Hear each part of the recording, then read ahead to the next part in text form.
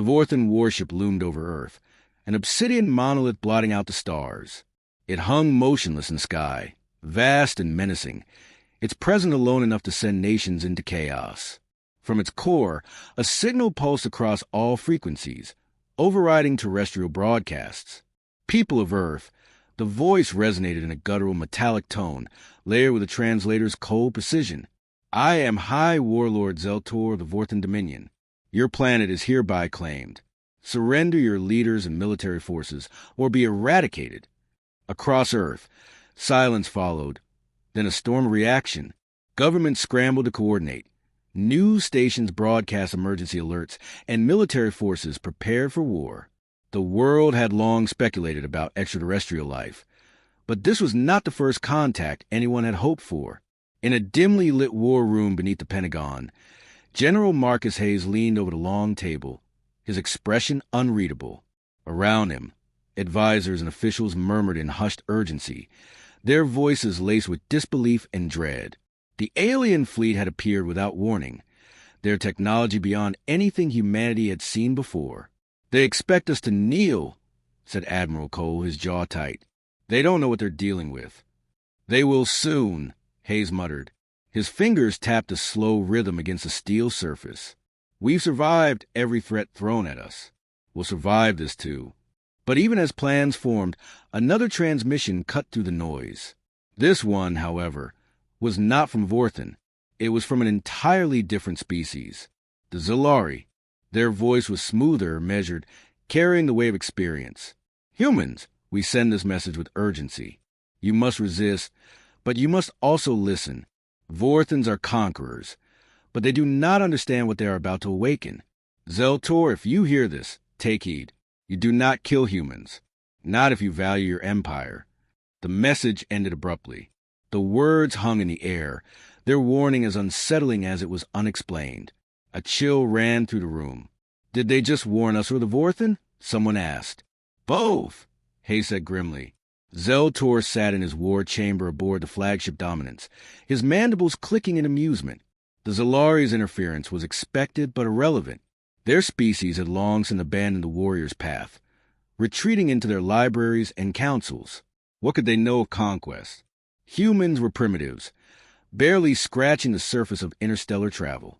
If they truly believed themselves capable of resisting the Dominion, they would soon learn the cost of defiance. With a gesture, he dismissed the warning and issued the order to deploy. The Vorthan descended in fire.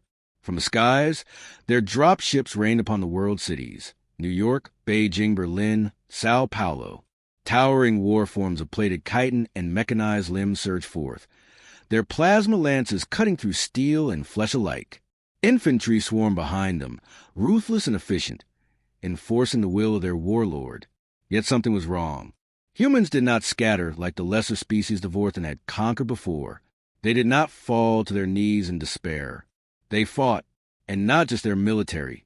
Civilians, insurgents, resistance cells forming within hours. Ambushes in ruined city streets. Explosives planted in Vorthan supply lines. Tactical strikes crippling their mechanized units. Every loss a human suffered, they repaid tenfold. Zeltor's amusement curdled into irritation. This was not how wars were waged. He had conquered worlds that fell within days, yet Earth was resisting with unrelenting fury. Reports flooded in. Human adaptability was unlike anything the Vorthan had accounted for. They turned their own weapons against them, learned and countered their strategies within hours. Infiltrators disguised themselves with stolen armor, planting explosives in Vorthan command centers. Entire battalions vanished in the night, victims of precise, calculated strikes. Zeltor watched as a battlefield flickered to life before him, displaying a squad of his warriors moving through the rubble of what had been New Chicago. Their armor gleamed under the burning remains of the skyline. Then, in a heartbeat, shadows moved. Human soldiers emerged from hidden vantage points, striking with brutal efficiency. A Vorthan fell, his exoskeleton shattered by armor-piercing rounds. Another warrior, taller and stronger than the rest, was brought down by coordinated fire.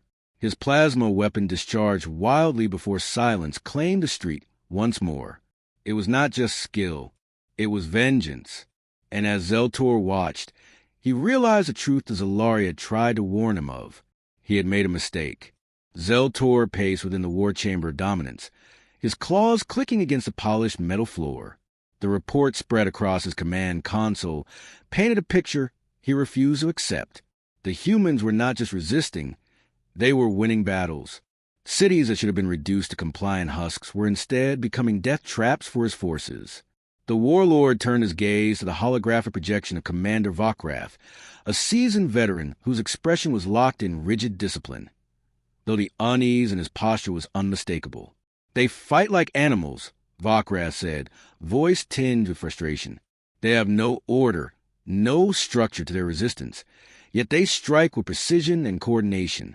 Their technology is primitive, yet they dismantle our war forms like they were built from scrap.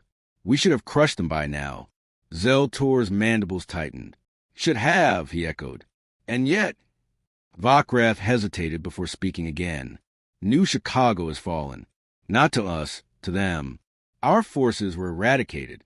The humans lured them into a false advance, then detonated underground charges that collapsed the entire district. They buried my best warriors alive." Zeltor inhaled sharply. He had underestimated them. The humans did not just fight for survival. They fought with the cunning of a species that had known war intimately. They fought as though they had nothing to lose. "Escalation is necessary," he declared. "Deploy the orbital bombardments." Vokrath hesitated, and for a moment, Zeltor nearly bared his fangs in rage. "Speak," he growled. "My warlord, our data suggests that human resolve only strengthens under suffering. We razed Melbourne 2 days ago. Since then, their resistance has doubled in numbers. They do not break, they harden." Zeltor clenched his fists. It was impossible. No species reacted to destruction this way. Civilization shattered under the weight of overwhelming force. Fear was the natural response to devastation. But the humans did not fear extinction. They met it with defiance. "Then we will burn their hope to ashes," he snarled. Earth shuddered beneath the fury of the Vorthan. Cities were reduced to craters. Millions perished in the infernos of plasma bombardments. Yet for every atrocity committed, humanity answered with vengeance. It was no longer a war. It was a blood feud. In the smoldering remains of what had once been Los Angeles, a group of human survivors navigated the skeletal ruins. General Marcus Hayes moved with them, rifle slung across his back, dirt and blood smeared across his once pristine uniform. Beside him, Captain Elaine Carter adjusted the scope of her rifle, her sharp eyes scanning the horizon. "The Vorthan think terror will break us," she said, her voice low but unwavering. "They don't understand that all they're doing is making sure we never stop fighting." Hayes nodded. "We've lost half the planet," he admitted, "but they haven't won a damn thing." He turned to a small device strapped to his wrist, a crude but effective communication relay. The underground network of resistance groups stretched across continents now, each adapting, evolving. The Vorthan had technology, but humanity had something else, the ability to learn. "They're not invincible," Hayes continued, tapping the screen. "We've cracked their encryption codes. We know how they communicate. We know how they think. And now we hit them where it hurts." From the ruins, humanity struck back. Across the globe, the tide shifted. Vorthan supply lines were cut with surgical precision, their command posts infiltrated by humans who had learned to disguise themselves in stolen armor. EMP blasts disabled their shields, allowing human forces to swarm their mechanized warforms and dismantle them in coordinated assaults. In New York, a Vorthan forward base was overrun in a matter of hours. In Tokyo, a squadron of human pilots, using outdated but heavily modified fighter jets, outmaneuvered and destroyed an entire fleet of enemy dropships. In Moscow, an elite human strike force infiltrated a Vorthan command vessel and detonated its core reactor, reducing it to molten wreckage. Zeltor watched in mounting horror as the reports continued to flood in. He had sent an armada to conquer this world. Now, that armada was being dismantled piece by piece. He turned to his war council, his temper seething beneath his composed exterior. "Enough," he growled. "Deploy every last warform, every last soldier. No more calculated strikes. No more measured assaults. We exterminate them. We erase them from existence. The Council exchanged wary glances. Even among the Vorthen, a full-scale extermination campaign was rare. It was a last resort, used only against species too dangerous to be enslaved. That realization sent a quiet ripple of unease through the room. My warlord, Vokrath, finally spoke, his tone carefully measured. We received another transmission from the Zalari. Zeltor's eyes darkened. They are cowards. Ignore them. Vokrath hesitated. This message was different. It was not addressed to us. Zeltor's mandibles twitched. What? Vokrath gestured to the console. The transmission played, the voice of the Zalari echoing through the chamber. Humans, the Vorthen do not understand. They have never fought a war they could lose. But we have seen you fight. We have seen what happens when your kind is pushed too far. You do not merely survive, you become the storm. Zeltor will not listen. But we will not stand by and watch what comes next. The message ended. Zeltor's claws dug into the metal of his throne. The meaning was clear. Humanity was about to become something far worse than an enemy. It was about to become a nightmare. The sky above Earth burned with the wreckage of a dying invasion. Vorthen warships, once symbols of unchallenged conquest, now drifted as shattered husks, their command signals reduced to static. Fires raged across their once impenetrable hulls, debris tumbling through the upper atmosphere like falling stars. From the surface, humanity watched as their oppressors might crumbled. Zeltor stood on the bridge of dominance, his claws clenched at his sides. The war was lost, though his pride refused to acknowledge it. Reports of battlefield failures flooded in, each one hammering another nail into the coffin of his campaign. His warriors, bred for absolute dominance, had been slaughtered. His war forms, engineered to be unstoppable, had been undone by a species he had considered beneath his notice. Across the ruined cities, human forces surged forward, relentless. They were no longer fighting for survival. They were fighting for revenge.